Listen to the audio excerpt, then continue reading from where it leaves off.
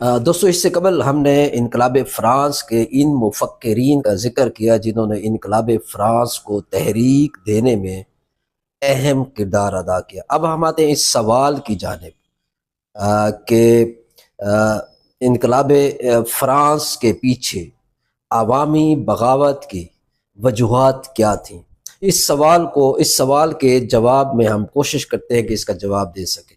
دوستو انقلاب فرانس کے پیچھے عوامی بغاوت کی وجوہات کو سمجھنے کے لیے ہمیں اس دور کے سماجی، اقتصادی اور سیاسی نظام کی گہرائی میں جانا ہوگا۔ یہ جو عوام کی صدیوں سے جاری استحصال کی بنیاد پر قائم تھا۔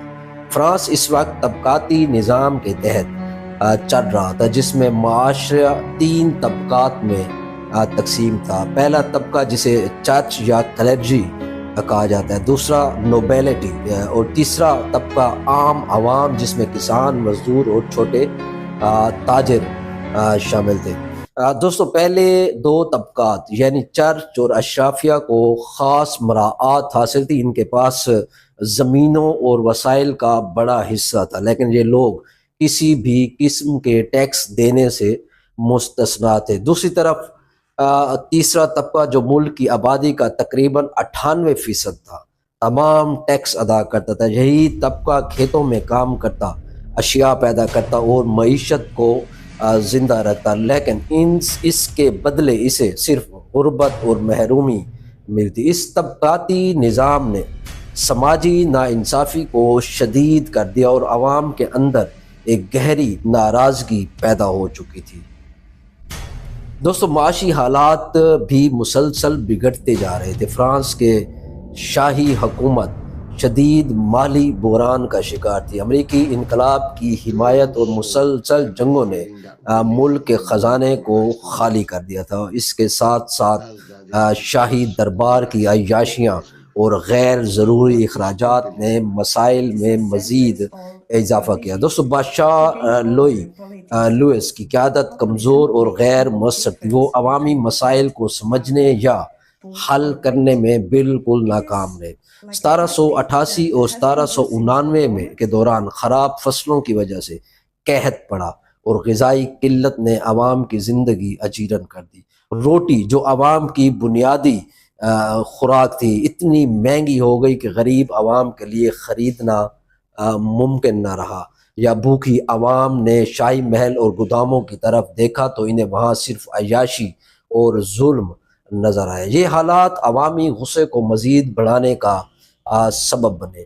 دوستو ایک اور اہم عنصر روشن خیالی کے فلسفیوں کے خیالات تھے۔ والٹیر، روسو، مونٹسکیو جیسے مفکرین نے عوام میں یہ شعور دیا کہ بادشاہت کا نظام ایک ظالمانہ نظام ہے اور حکومت کا مقصد عوام کی خدمت کرنا ہے۔ روسو کے خیالات خاص طور پر دی سوشل کنٹریکٹ نے انہوں نے یہ بار بار کروایا ہے کہ حکمران عوام کے سامنے جواب دہ ہے اور اگر وہ عوام کے حقوق پامال کریں تو ان کے خلاف بغاوت جائز ہے۔ ان نظریات نے عوام کے اندر انقلابی سوچ کو جنم دیا اور ایک نئے سماجی نظام کی امید پیدا کی۔ دوستو بین الاقوامی سطح پر عوام متاثر ہوئے تھے۔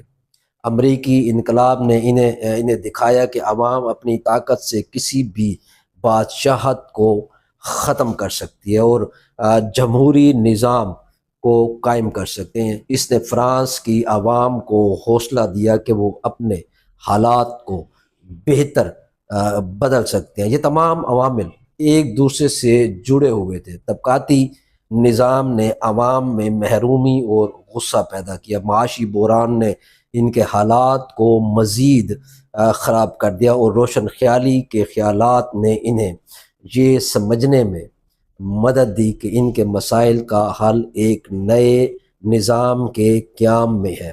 جب عوام نے محسوس کیا کہ ان کی فریادیں سننے والا کوئی نہیں اور حکمران کی عیاشیاں ختم ہونے کا نام نہیں لے رہی تو انہوں نے بغاوت کا فیصلہ کیا۔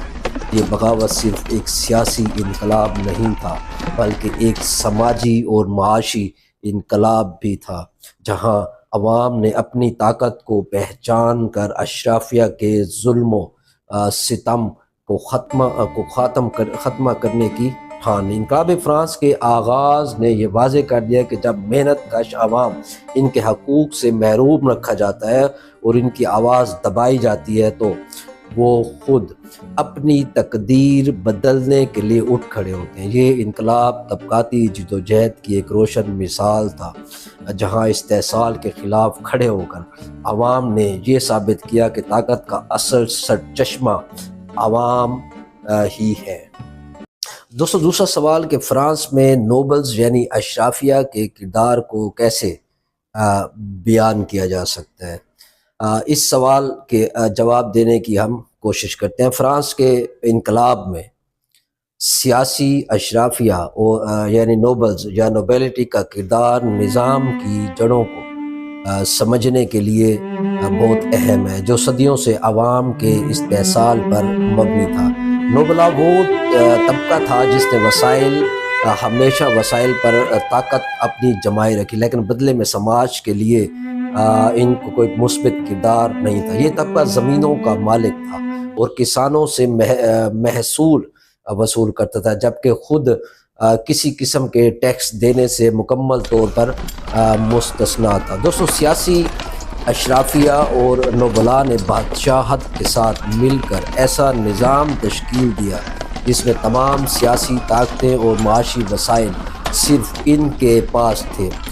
فرانس کے عوام، جنہیں تیسرے طبقے کے نام سے جانا جاتا ہے، ان کا کردار صرف محنت کرنا، پیداوار بڑھانا اور ان کی عیش و عشرت کو سہارا دینا تھا۔ یہ لوگ فیصلے کرتے تھے، قوانین بناتے تھے، لیکن ان قوانین کا مقصد صرف اپنے مفادات کا تحفظ تھا۔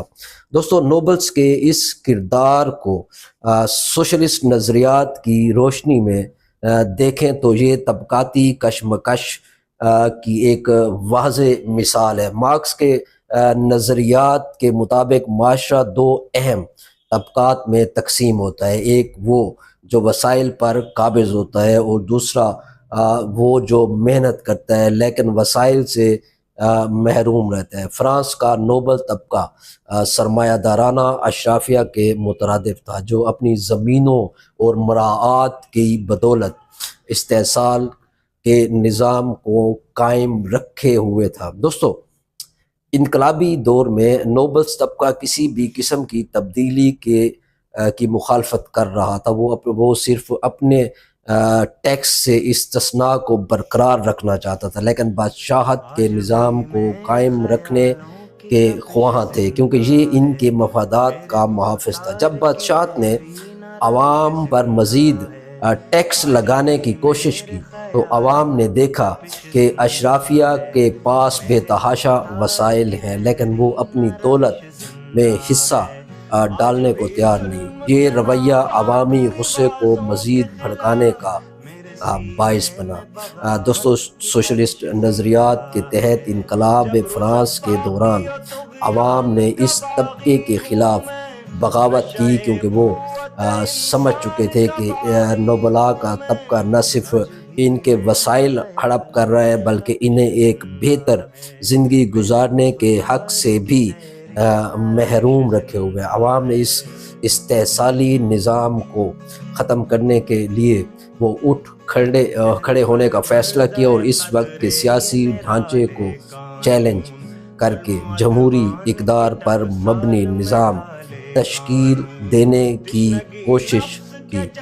دوستو، نوبلز اور سیاسی اشرافیہ کی بے حسی اور مراد آفتہ طبقے کی حیثیت انقلاب کا وہ اہم محرک بنی۔ یہ وہ لمحہ تھا جب عوام نے محسوس کیا کہ ان کی مشکلات کا خاتمہ صرف اس وقت ممکن ہے جب وہ اس طبقاتی نظام کو جڑ سے اکھاڑ پھینکے۔ انقلاب فرانس کی کامیابی نے دنیا کو یہ پیغام دیا کہ جب محنت کش طبقہ بیدار ہوتا ہے تو کسی بھی مراد آفتہ طبقے کا وجود باقی نہیں رہ سکتا۔